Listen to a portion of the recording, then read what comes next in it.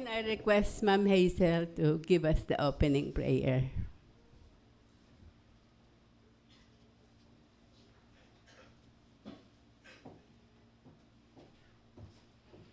O dakilang Diyos, labis po kami nagpapasalamat sapagkat pinakita niyo po sa amin na sa new start na ito, tunay na kayo po ang siyang Panginoon namin na nagmamahal sa amin.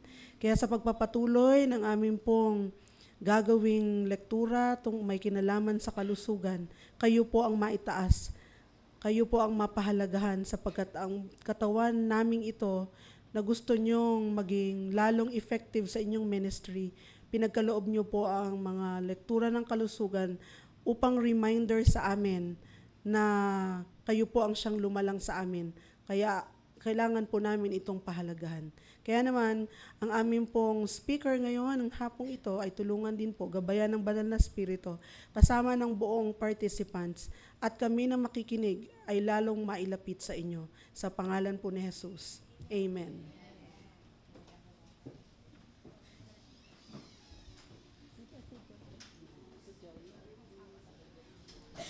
Joy, ngayong hapon, ang speakers natin ay si Sister Merlinda at saka si Sister Joy. So, Sister Joy, can you please come up? Happy Sabbath po, mga kapatid. Tayo po ngayon ay nasa ika-5 araw na ng ating new start. Bago po tayo mag-start, mag-review po muna tayo. Ano pong meaning ng N? Nutrition. Letter E? Exercise. W? Water. S? Sunshine or sunlight. Yan. And now, tayo po ay nasa T na. Ano pong meaning ng T? Temperance. Okay. So, bago po tayo mag-start, tayo po muna ay yumuko sa panalangin. Lord, muli po humihi kami ng gabay, nagbubuhat sa inyo sa kaitaasan upang bigyan po kami ng linaw at patnubay kung paano po namin mauunawaan ang mensahe na makapagbabigay ng kalusugan sa aming katawan. Alam po namin, Panginoon, lahat ng ito ay kaalamang ibinigay mo sa amin upang kami po ay manatili sa kung ano ang katawan na nais mo po na magkaroon kami. Ito po nawa ay maging kasang-ayon sa inyong kalooban sa lahat ng aming mga gagawin. Patawad po kung kami man po ay nagkasala. Ito man po sa isip, sa salita at sa gawa. Lahat ng ito hinihiling ko po alang-alang po lahat sa pangalan ni Jesus. Amen. Okay, so para po sa temperance, ano po ba ang temperance sa Tagalog? Pagtitimpi. Okay. Ang pagtitimpi po ay medyo, sabihin nating, malawak. Kasi iba-iba yung meaning po niya eh. Actually, meron po ditong 3 definition. Sabi nga dito, yung temperance daw ay nagbabari ang meaning, depende sa mga tao. Sa iba daw po, maaring ito'y nangangahulugan ng pagbabawal sa mga bagay. Halimbawa, pagbabawal na uminom or pagbabawal na manigarilyo. Yon, maaring may sakit, maaring pinagbawalan ng doktor, so yon, kailangan magtimpi, kailangan pagbawalan. Sa mga kabataan naman, ito po ay sinasabing tulungan sila na bigyang kahalagahan ang pag-abstain or pagpipigil ng paggamit ng mga bagay na hindi makakabuti sa kanilang katawan. Di ba po, pag yung mga bata, nag-aaral pa lang sa school nila, lagi sinasabi sa kanila, huwag kayong iinom, huwag kayong maninigarilyo. So, yun yung mga restriction na binibigay sa kanila. So, doon papasok din yung pagtitimpi. Sa ibang naman po, sa ibang kultura naman, minsan sinasabi, temperance, wala na yan, parang tapos na yan, lipas na yan. Pero si Mr. Webster Dictionary po, meron siyang definition. Sabi niya, temperance is moderation in action, thought, or feeling, or moderation or abstinence from intoxicating drink. So dito po specific drink lang. Pero balikan po natin yung definition niya. Sabi niya, moderation in action. Moderation is yung siguro malumanay, kung ano man yan, or ano ba yung pinaka-exact na definition? Parang unti-unti, mga ganon, bahagya, mga ganon. Yung mga bagay na alam naman po natin, di ba? Pag sinabing sobra, masama. So, lahat po ng bagay na sobra ay masama. So, alam natin pagka tayo ay, pagpalagay na lang natin sa emotion natin, pag tayo sobrang masaya, masama rin po kasi minsan baka mamaya bigla tayong atakihin. Pag sobrang malungkot naman, masama din yun kasi baka rin lalo din tayo maapektuhan. So, ganun din po sa mga bagay na na-encounter natin sa ating araw-araw na pamumuhay. Especially sa ating pagkain, sa ating mga iniinom, sa ating mga habits. Yun yung mga bagay na kailangan matutunan natin paano tayo magkaroon ng pagtitimpi. Sang-ayon po sa mga pag-aaral, ang true temperance daw po ay tinuturuan tayo na dispense entirely with everything hurtful. So, ibig sabihin, kalimutan daw po natin or kaligtaan natin or iwasan natin ang lahat ng mga bagay na makakasakit sa atin or makakasama sa atin. Ano po ba yung mga yon? Example po, kung tayo po ay lumaki sa isang tahanan na hindi pa siguro nakakaalam ng katotohanan, let's say for example, galing tayo sa ibang religion, and sanay tayo yung mga pamilya natin, yung mga tatay, nanay, or yung mga anak, sanay sila na meron silang mga iniinom sa bahay na akala nila is part lang ng normal routine nila. Halimbawa, umiinom sila lagi ng soft drinks, tapos umiinom sila ng mga yung mga tinitimplang mga powdered juice. Tapos yung tatay naman, sanay naman siya naninigarilyo, sanay naman siya na umiinom ng alak kasi pag, halimbawa, nakikipagbarkada siya. Kasi hindi po nila alam, yung mga bagay na yon ay makakasama. Pero once na malaman po natin na yung mga bagay na yon ay makakasama sa ating katawan, dapat doon na po papasok yung sinasabi nating pagtitimpi or pagpipigil. Kasi po, kapag tayo ay patuloy na lanlulong or sinanay natin yung sarili natin sa mga ganong bagay, eventually, at the end of some period, magre-reap po tayo ng bunga ng mga bagay na yan. Kasi hindi po natin alam, yung soft drinks, binubutas niya pala yung ating tiyan. Eventually, magkakaroon tayo ng ulcer, magkakaroon tayo ng mga digestive problems, lahat ng mga yan. Yun namang sigarilyo sa mga asawa or yung mga alak, ganun din po. Nagkakaroon ng lung cancer, nagkakaroon ng mga problema na pwedeng maging yung naninilaw yung, yung tawag? HEPA, yun. Pwede magka-HEPA pag sobrang alak na, di ba? So, yun yung mga bagay na minsan, dahil naging part siya ng routine ng ating pamumuhay, inaakala natin na siya ay normal lang. Pero dapat po, pag nalaman natin na ito'y makakasama na sa ating katawan, dapat iwasan na rin natin. And another definition po dito, sabi naman dito, di ba kanina po sabi, iwasan yung mga bagay na makakasama sa atin. And to use judiciously that which is helpful. Ano po yung judiciously? Sabi, yung maalam daw po, matalino.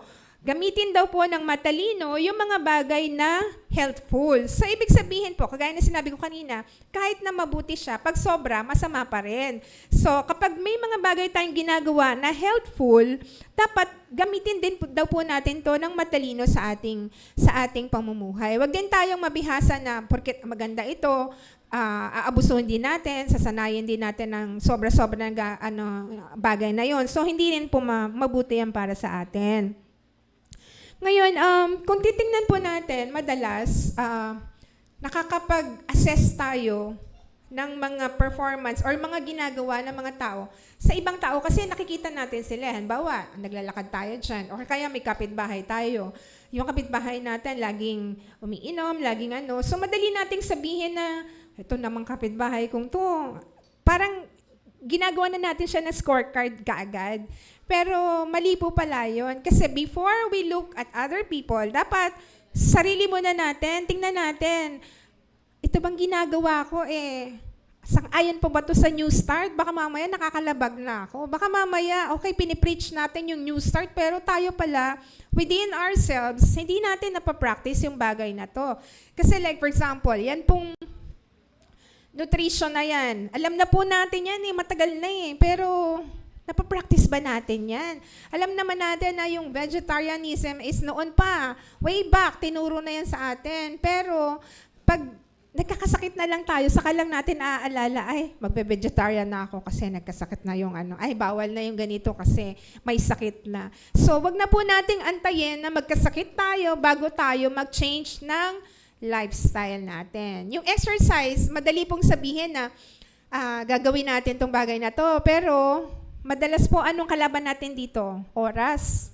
Minsan, di natin masingitan ng oras man lang na makapag-ano dyan. So, maganda po na magkaroon din tayo ng routine na gawin itong mga bagay na to. And ganun din po yung water.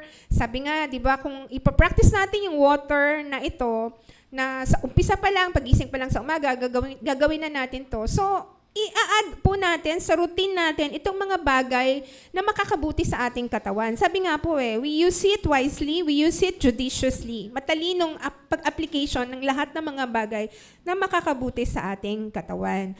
Sang-ayon po sa pag-aaral, ang pinaka-main reason kung bakit daw po nagkakaroon ng problema ang mga tahanan ay dalawang bagay. Sigarilyo daw po at alak. Totoo po ba? Sino po ang mag-agree or magdi-disagree?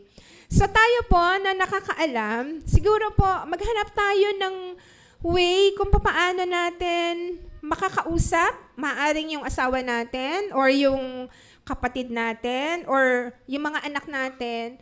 Ipaliwanag po natin sa kanila na ang paggamit ng alak, pag-inom ng alak at ang paninigarilyo ay hindi po makakabuti sa kanilang katawan. Dahil ito po ay magbibigay lang ng sakit, magbibigay ng hindi magandang bunga sa kanilang katawan, and later on, baka mamaya, pati kayo apektado na. Kasi kapag ka po may problema na ang asawa sa pag-iisip, kasi halimbawa, naging addict na siya talaga sa alak, wala na siyang ginawa kundi maghanap ng alak. So pagka hindi na po natin naibigay yung alak, baka maging ano na yan, ang tawag dito yung mananakit na. Kailangan ibigay mo na yung ano niya, yung gusto niya. So wag nating hayaan dumating sa point na yan. Kasi nga po, yun yung sinasabing main reason ngayon kung bakit nagkakaroon ng mga problema sa mga tahanan. Addiction and smoking. Yung smoking po, bakit po siya masama sa ating katawan? Kasi nga po, hindi lang po yung mismong naninigarilyo ang magkakaproblema. Kung hindi, ganun din po yung second-hand smoker. Ano po yung second-hand smoker? Sila po yung mga tao sa palibot na nadadaluyan ng usok ng taong naninigarilyo. Halimbawa po, yung asawa mo, naninigarilyo, katabi mo siya sa kama, katabi mo siya sa higaan, tapos naninigarilyo siya doon sa higaan. Di syempre lahat ng usok noon napunta na sa'yo. Mas kawawa ka. Kasi bakit ka kawawa? Kasi yung katawan mo, wala kang wala kang nicotine sa loob ng katawan mo, tapos biglang maa-absorb mo yon, mas ang effect nun sa'yo, mas grabe. Kaya nga po sinasabi, mas delikado ang second-hand smoker. Sila ang mas malaki ang magiging problema later on dahil nga po, wala sa immune nila, wala sa system nila, yung sigarilyo na ginagawa. So ano po ang dapat nating gawin? Isip po tayo ng pamamaraan kung paano po natin mako-convince yung ating mga asawa, ating mga kapatid, ating mga anak. Yung mga anak po natin, as early as siguro elementary pa lang, ipaliwanag na natin. Sa isang magulang po na ang tatay addict sa sigarilyo at sa alak, magiging mahirap po sa kanila na sabihin sa anak nila na huwag kang manigarilyo at huwag kang uminom. Kasi nakikita sa kanila So, siguro tutulungan ng nanay, yung nanay ang magsisilbing parang gabay para doon sa mga anak na malaman na yung mga bagay na yan ay hindi makakabuti sa kanilang katawan. Kasi po, di ba, sabi, we live by example. So, kung parang ang hirap namang sabihin na, anak, huwag kang manigarilyo. Anak, huwag kang uminom. Tapos biglang pagtaligo ng tatay. Siya pala maninigarilyo. Siya pala iinom ng alak. Nagtatago. Hindi pinapakita. Pero yung anak, alam naman, tatay, paano ka naman magpipigil sa akin na huwag ako uminom o huwag akong manigarilyo? Ikaw nga dyan Nagtatago ka pa Ikaw nga dyan humihingi kang man ng pera. Inaway mo pa si nanay pag di ka binibigyan ng pera pagka kailangan mong uminom, di ba? So yun yung mga bagay po na mahirap i-handle sa isang pamilya, mahirap i-handle sa isang family, pero by God's grace, we seek the guidance of the Lord kung paano po natin matutulungan yung ating mga miyembro ng pamilya na maiwasan ang mga bagay na ito. Meron pong mga studies, pero hindi ko na po ito babanggitin kasi in summary nga po, both alcohol and tobacco are extremely dangerous substances. So may mga scientific evidences po ito and nasa public health din po na nagsasabi yung statistics, talagang pag na-review natin yung statistics, itong dalawang bagay na to, alcohol and tobacco, ang pinakamataas na leading killers in the world today. So, hahayaan ba natin na mamatay yung ating mga mahal sa buhay dahil sila ay nalulong sa ganitong mga bisyo? So, dapat po, tulungan natin sila magkaroon ng pagpipigil. And yun yung sa side po sa side ng mga lalaki, madalas yung sigarilyo at saka yung alak. Sa atin naman mga babae, ano po yung madalas nagiging temptation natin? Madalas po sa pagkain. Whether we admit it or not, pagkain po ang madalas na nagiging temptation ng babae. Kaya po, dapat lagi din nating iisipin, sabi nga po sa, 1 Corinthians 10:31, whether you eat or drink or whatever you do it all for the glory of God. So, isipin po natin, pag tayo po ay merong kakainin or meron tayong iinumin, ito ba ay makakapagbigay ng kaluwalhatian sa ating Panginoon? Kasi kapag hindi po, iset aside na po natin. Huwag na po natin gawin. Especially, kung tayo po ay na-diagnose na meron na tayong sakit. Halimbawa, na-diagnose na tayo na meron tayong diabetes. Tapos, pag diabetes ka na, syempre, alam mo na yung mga bagay na dapat iiwasan mo. Pero pag halimbawa may party, tapos nandiyan yung pagkain, nakalatag na dyan, tapos parang wala ka ng choice na ibang kakainin, anong gagawin mo? Kakain ka ba o mag-fasting ka na lang? So, yun po yung mga bagay na madalas nagiging temptation talaga pagdating sa pagkain. So, dito po papasok yung sinasabi nating pagpipigil, pagtitimpi, at lahat ng mga bagay na iisipin natin, gagawin natin, is bagay na makakatulong para po sa ating kalusugan. Huwag po nating hayaan na porket nandun tayo sa isang party at wala na tayong makakain, siguro po, inom na lang tayo ng tubig. Siguro po, hanap tayo ng ibang way na kung wala talaga tayong makakain doon, mag-pray na lang tayo. Mag-pray na lang tayo. Napakahirap po. Napakahirap pong sabihin itong bagay na to. Napakahirap din pong gawin. Kaya nga po yung temperance na yan, talagang po yan. Kailangan ng will, yung matinding paninindigan para magawa mo itong pagtitimpi sa bagay na ito. Kasi kung hindi po natin gagawin ito, sa tulong ng Panginoon, hindi po natin malalagpasan ang lahat ng mga challenges, lahat ng mga tukso na nasa palibot natin. And yun po, sa tulong ng ating Panginoon, kakayanin po natin itong bagay na to. Isipin lang po natin na ang ginagawa natin ay makapagbibigay ng kaluwalhatian sa ating Panginoon at iniiwasan po natin na tayo po ay mapahamak. Ganon din po pag pinaliwanag natin sa mga mahal natin sa buhay. Pag pinaliwanag natin sa ating asawa, pag pinaliwanag natin sa ating kapatid, magulang na hindi mabuti yung mga bagay na yan, kailangan po gamitan natin siya ng paliwanag na merong kasamang pagmamahal. Kasi mahirap po yung sasabihin natin, bawal yan. Kasi minsan po, mahirap nilang intindihin yung pag sinabi mong bawal. Kasi yung pong word na bawal, masakit po sa tenga yun eh. Pero pag pinaliwanag mo, hindi yan mabuti sa'yo. Kasi ganito, ganyan, ganyan, ganyan. Sa paliwanag mo po, ano yung magiging consequence kapag patuloy nilang iniinom yung alak na nakalalasing, pag patuloy nilang ginagamit or pagpatuloy sila na naninigarilyo, ano magiging bunga nun sa kanilang katawan? Ganon din tayo, yung mga bagay na kinakain natin na hindi makakabuti sa atin.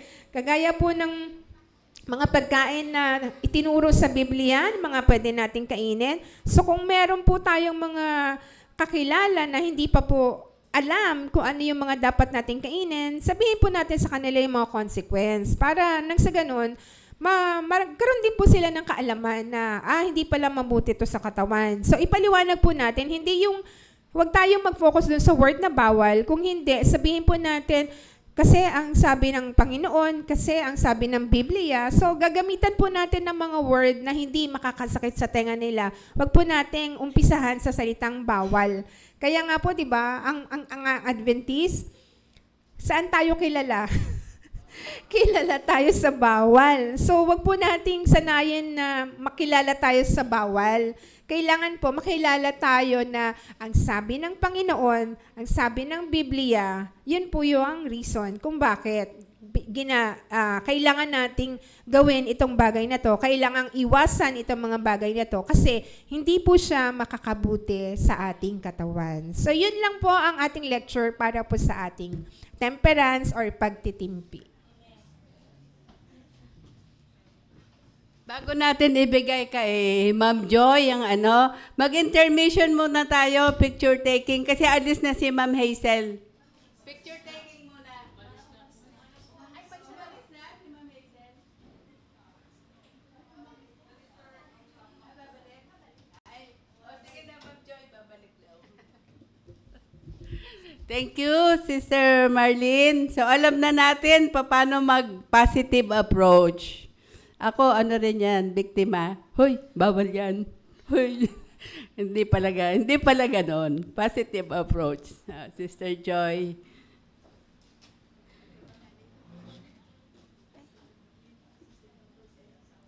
Pwede ako makan.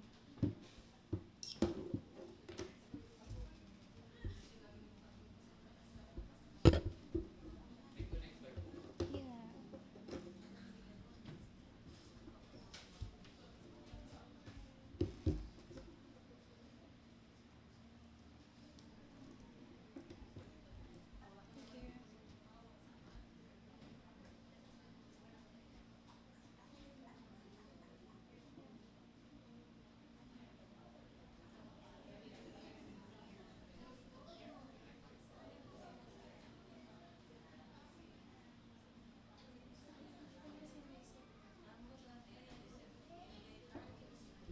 Ayan, happy Sabbath po sa inyong lahat. Magandang hapon po. So, sa Sorry. Sorry ha. Kasi baka after 6 years na naman natin siya makuha.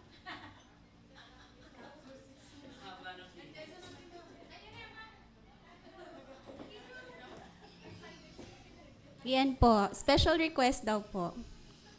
Photo op. Dito po ba?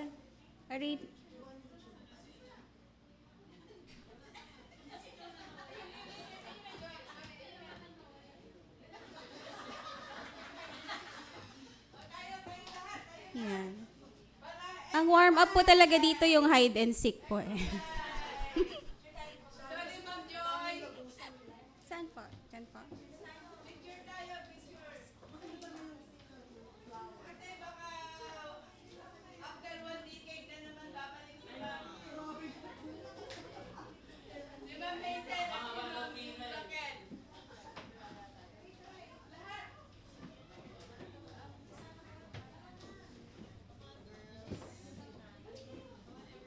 Kayo ang importante.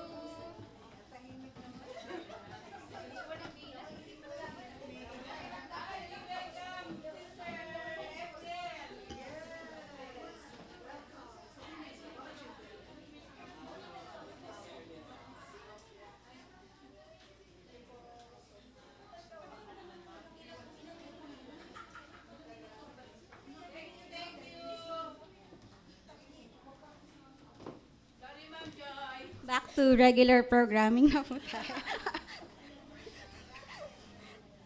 Sige po. So, next topic is about air. So, itutuloy na po natin yung ating health lecture. So, sa slide deck na ito, meron po akong 30 slides. So, air. So, how it supports our health. For this afternoon po, tungkol sa topic ng air, magkakaroon po tayo ng introduction about air, and then ano yung causes ng air pollution, and then how air pollution affects our health, not only physical health, but as well as our mental health, and then how to reduce our exposure to air pollution, and in terms of stewardship, ano po yung ating responsibilities, and what is our call to action.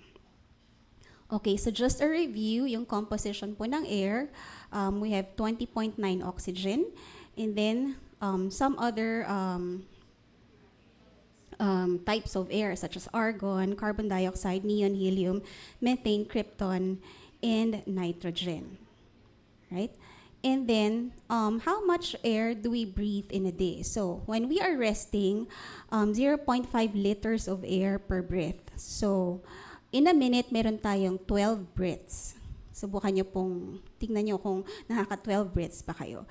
So, per day, we consume 8,640 liters of air per day. And then during exercise, pag nag-exercise tayo or kung meron tayong strenuous activity that requires lots of effort, may kino-consume tayong 2 to 3 liters of air per breath, and then 35 to 45 breaths per air. Or in an hour, meron tayong 6,000 liters of air na nako-consume. So, ano nga ba yung nagiging cause ng air pollution? So this leads to the topic ng air pollution, since we are all well aware na hindi po malinis ang quality ng air dito sa Metro Manila. Alright, so meron po akong two questions. Two questions lang po ito. For local context lang po, no? So ano ba yung main law protecting air quality in the Philippines? So multiple choice ito, A, B, C, or D. What is the main law protecting air quality in the Philippines? Letter A, Clean Air Act. B, Local Government Code. Letter C, Air Quality Management Act. And letter D, Philippine Environmental Code. So what is your answer? A, B, may B, C, may C, D. So the correct answer is letter A. Yan. So may 1 point na po kayo. Clean Air Act of 1999. Second and last question, which agency is responsible for monitoring air quality in the Philippines? A, B, C, or D? A, DENR, B, DOTR, C, DOH, letter D, DOE. A? Sino pong A? B? May B po? C? Sino nagsabing DOH? Okay. Letter D, DOE, Department of Energy. May D po? Wala. So, ang correct answer po, si Mama Cora po. Letter A. It's DENR po, kasi environment. Alright. So, what are the sources of air pollution? So, akala natin, ano lang po, no, yung sa labas lang. Pero actually, merong household energy. So, inside our houses, meron din pong air pollution. So, makikita natin dyan sa infographics na merong industry and energy supply.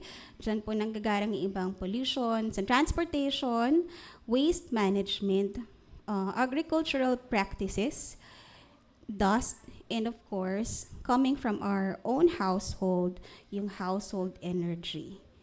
Alright, so what are the top polluters inside our houses? So ito yung indoor air quality. So meron pong smoke, and then poor circulation inside our houses.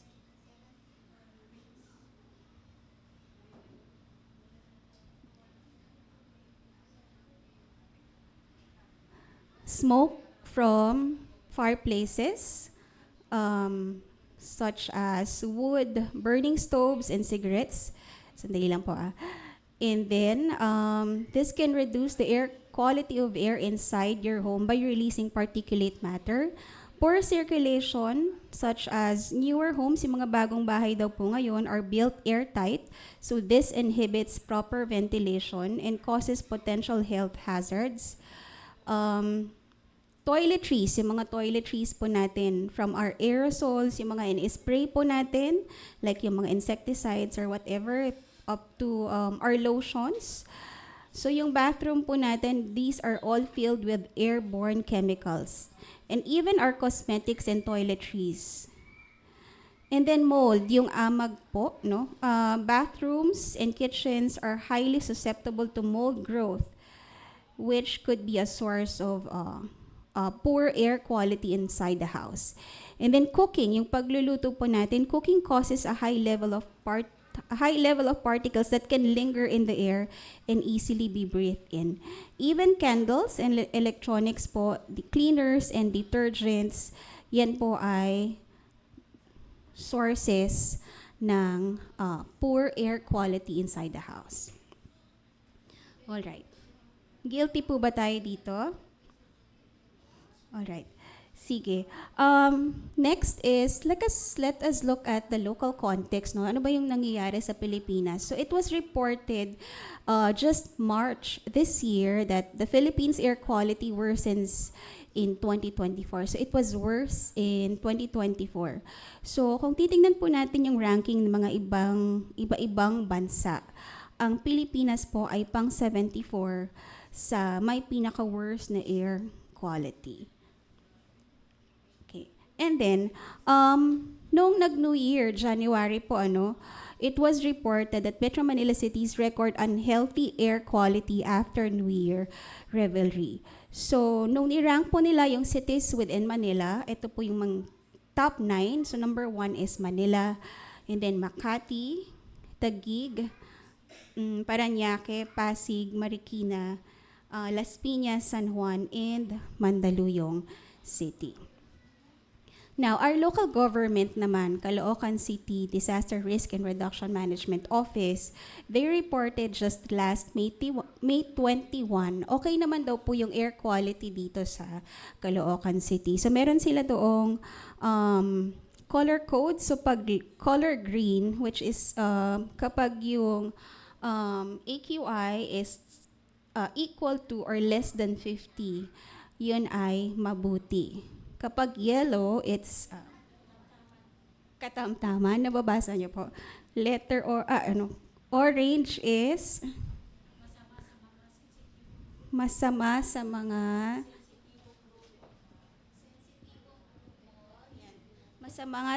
sensitibong grupo. Late kasi sa laptop ko.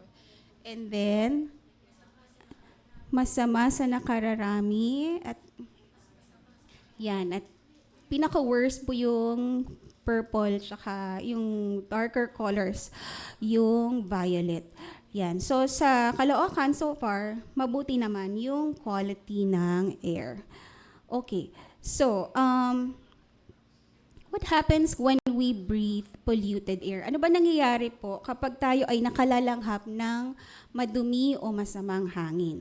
So, una, naka-illustrate po dyan na tayo po ay, we breathe in the air, and then air enters our lungs, and then oxygen from the air moves from our lungs to our blood, and then carbon dioxide moves from our blood to the lungs, and then we breathe out. Yun. And then we have different body organs that are actors in this process. So merong pharynx, yung nose, nose, it goes through the nose, and then pharynx, and then trachea or windpipe, and then bronchioles, and then the last one is alveoli. So, yun po yung mga parts ng body that are taking action when we breathe in and breathe out. Alright. So when the air is unclean, kapag tayo po ay nakalalanghap ng maduming hangin, so yung incoming air travels through from the nose to the lungs, And then, some pollutants succeed in evading the cilia and manage to reach the pulmonary air sacs. So nakakarating na po yun sa lungs natin, and our immune system recognizes the pollutants as foreign bodies. And then, some particles manage to enter the bloodstream. So, hindi na po natin to masyadong nararamdaman. No? Kasi yung external manifestation lang nung foreign bodies yung nararamdaman at like nagka-cough tayo. But we are not very aware na pumapasok na po yung particles sa ating bloodstream. And these particles travel to other organs. So, when this happens, this is very harmful po. Tulad dun sa illustration, yung long-term exposure, this can lead to irritation of the airways, coughing, or difficulty breathing. And then these can also lead to premature death in people with heart or lung disease. And then our lung function can also decrease. And then, magkakaroon din po ng irregular heartbeat, aggravated asthma, chronic respiratory disease in children, shortened lifespan, accelerated aging of the lungs. And pinaka-worst po is heart disease and cancer. But for the short-term exposure to bad air or to particulate pollution, this can give us asthma attacks or acute bronchitis, and even respiratory infections, which some of us for sure have experienced. So, in healthy people, ano po yung makikita nating symptoms? Pwedeng irritation of the eyes, nose, and throat. So, nagkakaroon na po ng mga manifestations, naluluha, or makati yung lalamunan, nauubo, coughing, chest tightness, and shortness of breath. So, I remember one time, nung nagkasakit din po ako, I consulted a doctor through a telemed. So, yung sa phone app lang. So, binigyan ako ng prescription kasi nga nauubo ako and then I cannot really go out to see a doctor. Binigyan ako ng prescription. And then the last advice of the doctor was clean your surroundings and clean the filters of air conditioning in your home or in the office. So, nagulat ako kasi ibig sabihin, baka pala madumi lang yung filter ng aircon. Kaya, yung may mga particles na lumilimat-lipat na nagkakos ng cough ko. So that made me aware na very important na clean dapat ang environment. Otherwise, we will be getting some allergies. So, sino po yung at risk from air pollution? Unang-una na po yung individuals with heart disease. Individuals with lung diseases such as asthma, emphysema, or chronic obstructive pulmonary disease, yung mga pregnant women po, yung mga outdoor workers, lalo na yung mga construction workers, yung mga nagtatrabaho sa mga industrial areas, and then yung mga elderly people po, yung mga bata, children, and of course, athletes. Kasi sila yung mas maraming nalalanghap na hangin kapag sila ay nasa sports or tumatakbo. Okay. So how urban environment impacts our health? So nasa slide 16 na po ako, no? Maraming causes po na pwedeng mangyari. When we inhale particulate pollution, yung may mga particles na pong pumapasok sa bloodstream, we can have dementia. So ito po ay galing din sa mga studies or research conducted. And then, mental health problems, acute and chronic behavior problems. All right. Autism and child behavior problems, and even stroke. In terms of respiratory tract, asthma, na-mention na po yung pneumonia, lung cancer. Pag heart naman po, pwedeng magkaroon ng myocardial infarction, heart congestive failure, cardiovascular diseases, Reproductive system and fetus affected din po, such as premature birth, maaaring magkaroon ng premature birth, reduced weight at birth, preeclampsia, reduction in sperm quality, and then in arteries po, deep venous thrombosis, and others could be diabetes, systemic inflammation, and increase in mortality. Alright, so that's what this picture shows. Marami pong pwedeng mangyari sa atin kapag tayo po ay nakalanghap ng maruming hangin. So that's the situation po no, ng air pollution. Now let's go to how air or bad air or air pollution affects our psychological well-being or our mental health. So, basahin po natin to. No? Your emotions change the way you breathe. Research shows that our breathing pattern can influence the emotions we experience. So, subukan nyo po, kapag kayo po ay kinakabahan, ano ang mas magpapakaba sa inyo? Yung huminga kayo ng ganon or yung dahan-dahan? Anong mas magpapakalma po sa inyo? Yung dahan-dahan po. No? Kasi the way you breathe influences how you think and how you feel. So ito po yung sinasabi ng slide na to. So pag kinakabahan ka, merong, kumbaga, quick therapy, which is breathing exercise. Okay. If you want to calm down, control your breathing. Yun yung sinasabi nila. So that's how you can use the technique of breathing in controlling your emotions or how you feel. Okay. So, ito na po yung part 2, no? Air pollution and mental health. Paano po nakaka-apekto yung air pollution sa ating mental health? Air pollution is significantly associated with increased risk of psychiatric disorders.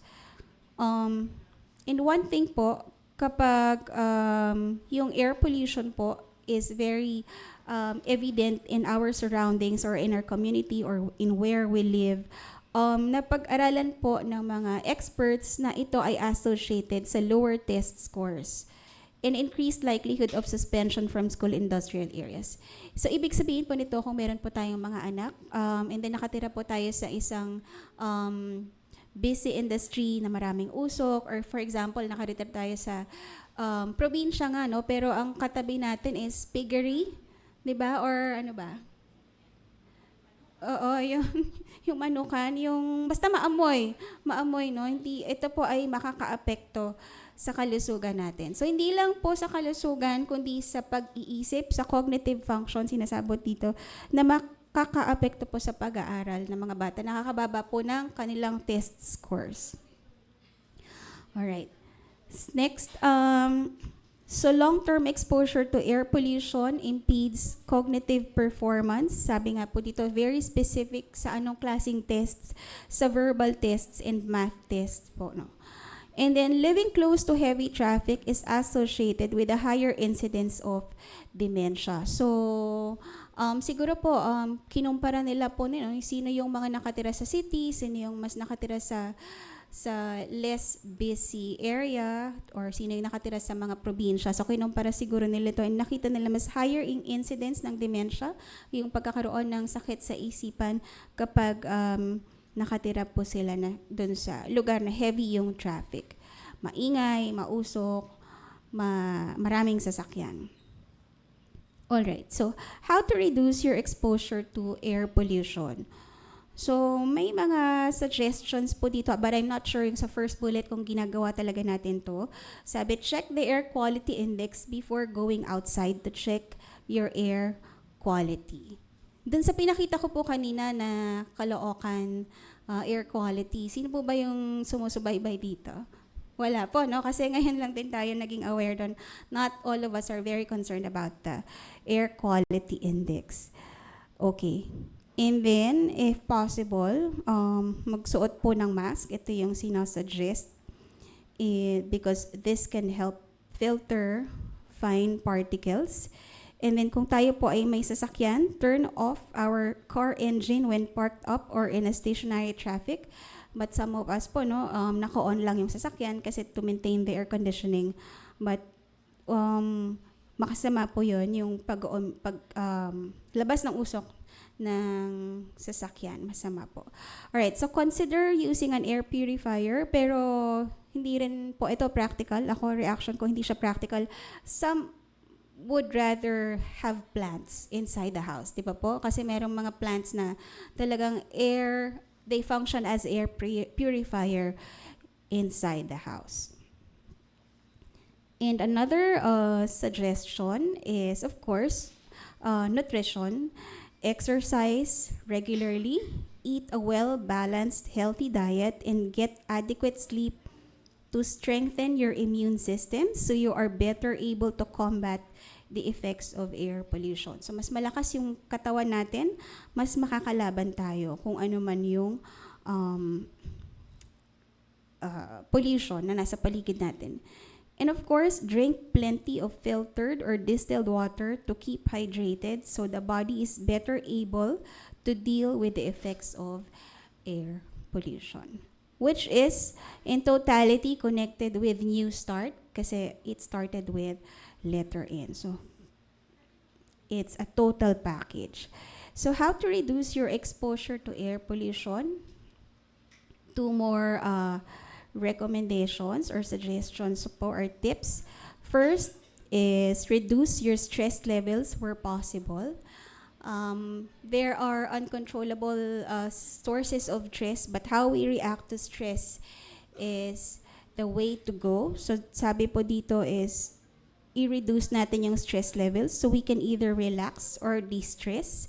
We can do things such as reading or taking a bath or meditation.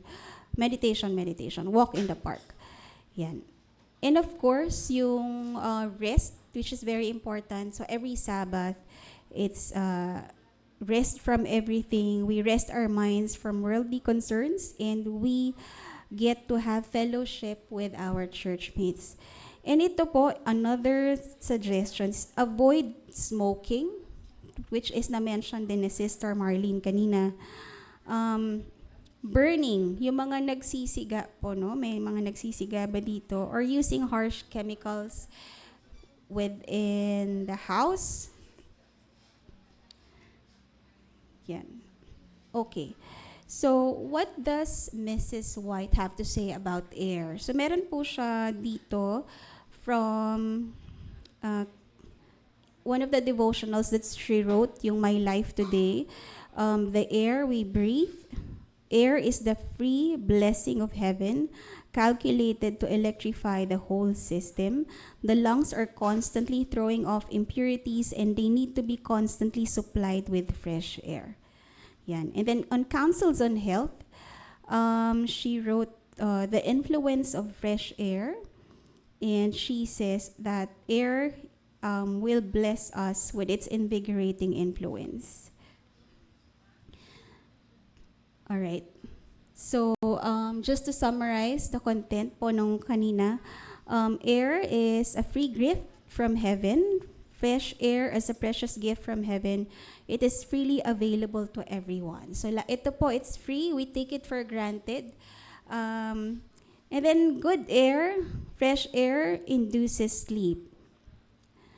Fresh air can induce sound and restful sleep. So it's good that the place or the area where we sleep has good ventilation. And then fresh air also soothes the nerves. Fresh air can be a calming and soothing influence on the nervous system. And fresh air promotes healthy blood circulation, which is vital for overall health. And fresh air can improve digestion and appetite. That's why they suggest after eating, you take a walk po, di ba? Kasi that will allow good digestion. And then, counsels on fresh air again. Fresh air is essential for health. People are more dependent on the air they breathe than on the food they eat for their well-being. Okay, so yung food, air is more important than food. We cannot live without air. Okay, avoid, when we have fresh air, we avoid confinement. Hindi tayo na-hospital. Mrs. White cautioned against keeping sick people in close, poorly ventilated rooms, emphasizing the need for fresh air even for those who are ill. So it's best when we have sick people in the house or in the hospital, well ventilated po yung kanilang room. And then fresh air serves as a natural remedy. It is comparable to other natural elements like water, sunlight, which are essential for health. And then it is part of overall health. She connected fresh air to a holistic view of health, which includes physical, mental, and spiritual well-being.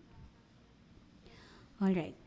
And then avoids overprotection. Mrs. White advised against being overly cautious about taking cold from fresh air as it can be harmful to avoid altogether. Okay, there is a nice quotation. We can also associate air with the Holy Spirit or with God. We rarely think of the air we breathe, yet it is in us and around us all the time. In similar fashion, the presence of God penetrates us, is all around us, is always embracing us. So this is very beautiful. It reminds us that God is always with us, even if we don't see Him. So I'm almost done. 2 slides na lang po. I have 2 memory texts. One is from Psalm 24:1. This is a nice memory verse. This reminds us that the environment is God's creation and we are accountable for its care. So the earth is the Lord's and everything in it, the world and all who live in it. So kung hindi man po natin makontrol yung mga pollution na nanggagaling sa tricycle o sa jeep o sa bus o kung saan man, at least we can control what is inside our house. Right? So the last one, it's in Proverbs 17:22. A joyful heart is good medicine, but the crushed spirit dries up the bones.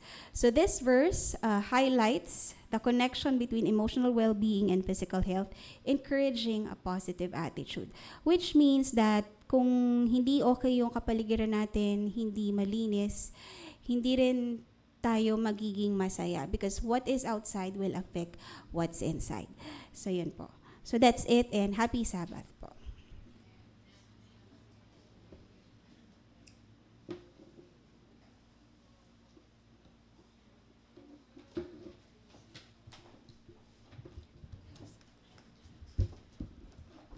Thank you, Sister Joy.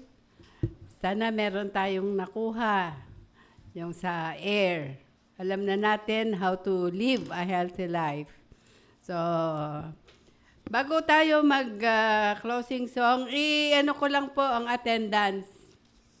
Kung lahat na isulat. Melogene Oxina, Angel Yasmin Corpus, Dalia Santa Rosa, Novita Magluyan, Ani Salazar, Amelita Comilla, Evelyn Lennon, Gemma Ignacio, Sherlyn Lacha. Sino ang wala sa lista? Kompleto? Kasi magpapagawa na kami ng certificates. So, walang left out, ha? So, 9 lang ang mag-graduate next Sabat. Inuulit ko po, 1:00 nandito na tayo. Para meron tayong mahabang panahon para sa ating celebration. Tayo po tayong lahat. Closing song.